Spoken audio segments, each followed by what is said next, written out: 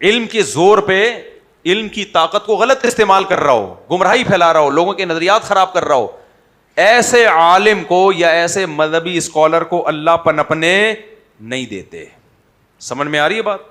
اس سے ایسی غلطیاں کرواتے ہیں بڑی بڑی, اتنی بڑی بڑی علمی غلطیاں کہ اگر کوئی اندھی تقلید نہ کرے تو اس کو 2 اور 2 4 کی طرح پتہ چل جائے گا کہ یہ برحق نہیں ہے. سب سے پہلے غلطی پتہ ہے کیا ہوتی ہے ایسے اسکالر سے؟ ان کی باتوں میں تضاد, ان کی باتوں میں کیا ہوتا ہے, ٹکراؤ آنا شروع ہو جاتا ہے. شروع میں لوگ سنتے ہیں یار کیا زبردست بات ہے, لیکن جو کنٹینیوسلی سنتے ہیں وہ کہتے ہیں یار ان کی باتوں میں تضاد ہے, پہلے کچھ کہہ رہے تھے اب کچھ کہہ رہے ہیں, پھر کچھ اور کہہ رہے ہیں, پھر کچھ اور کہہ رہے ہیں.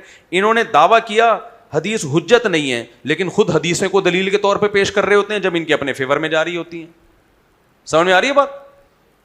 جب ان کے فیور میں ہوگی تو دلیل ہے, جب ان کے فیور میں ہوگی نہیں ہوگی تو میں قرآن کو مانتا ہوں, میں حدیث کو نہیں مانتا.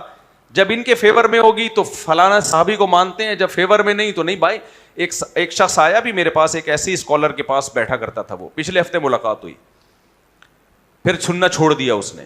میں نے کہا کیا ہوا, آپ کو کس نے سمجھایا؟ کہہ رہا ہے مجھے کسی نے نہیں سمجھایا, میں خود سمجھ گیا. کہہ رہا ہے میں فلاں صاحب کی مجلس میں بیٹھا کرتا تھا تو 1 1.5 سال تک کہتا ہے میں بیٹھا ہوں بالکل گمراہ ہو گیا تھا, میں علماء سے بالکل بدگمان,